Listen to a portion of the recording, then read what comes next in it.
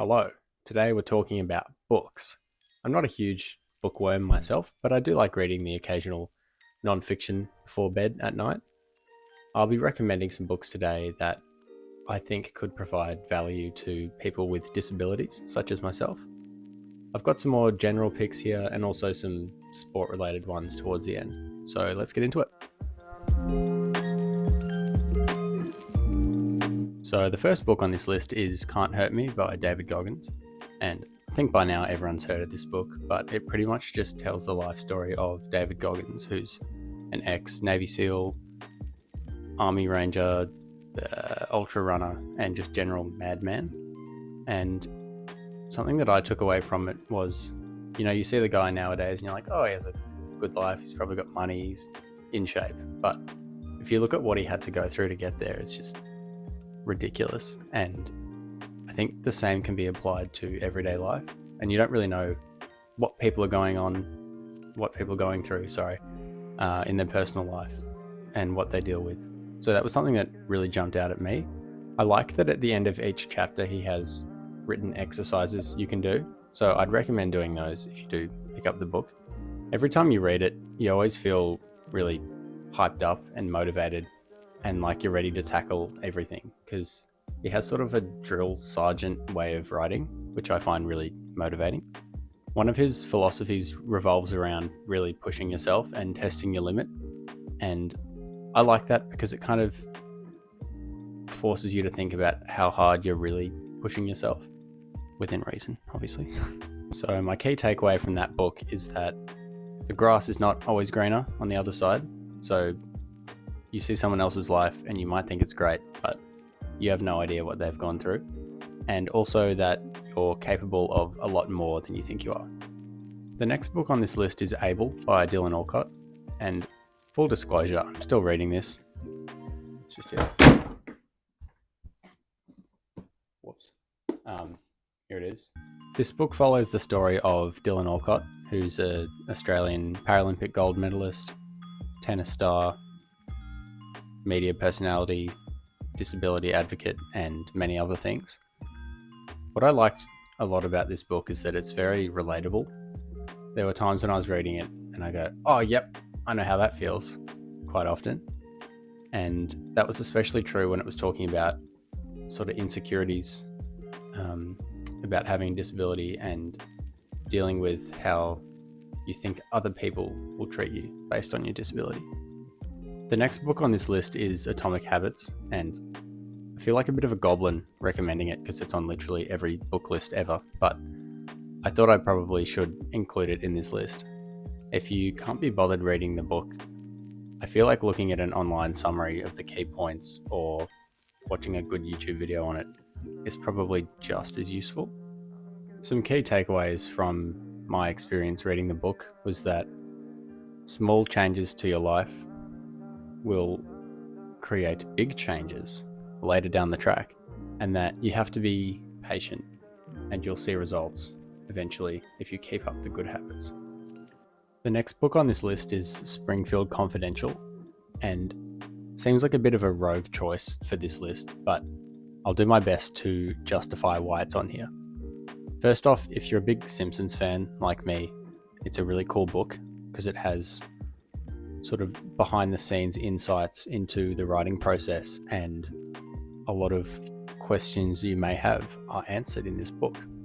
In terms of how this book is useful for someone with a disability, the book goes into the writing process and how it's sort of just a bunch of people in a room spitballing ideas and like cracking jokes and that kind of thing, and they're having a really good time doing it. So what I took from that is that I know a common feeling for people who have physical disabilities especially is the feeling of being left out.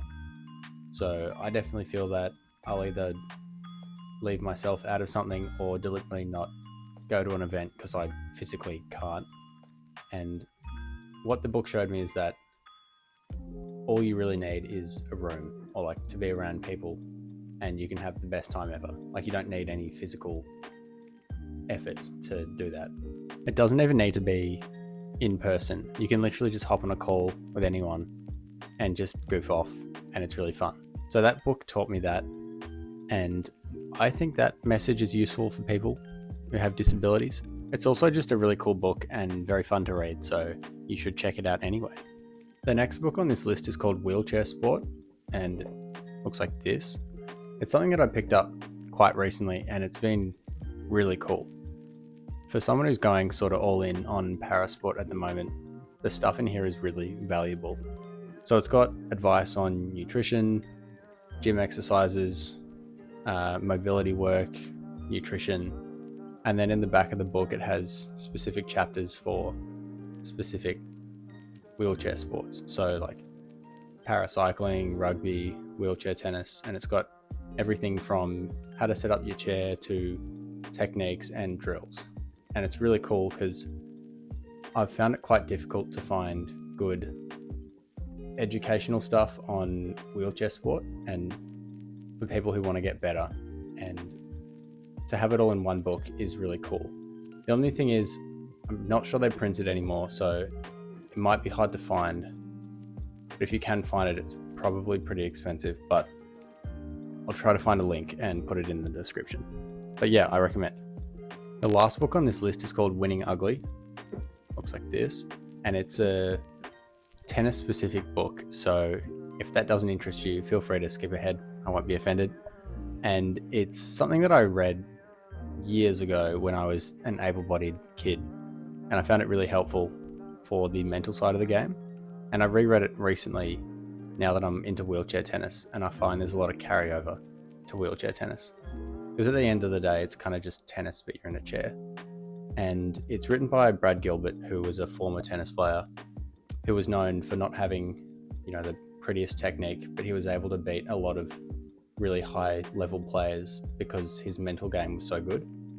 And he gives you a lot of tips and tricks about how to defeat your opponent if you're sort of even the same skill level.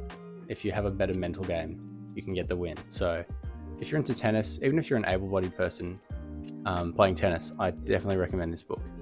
Might be hard to find, but then again, I'll try to find a link. A couple of years ago, I picked up this Kindle, and it's kind of just like a little device that you can put books on.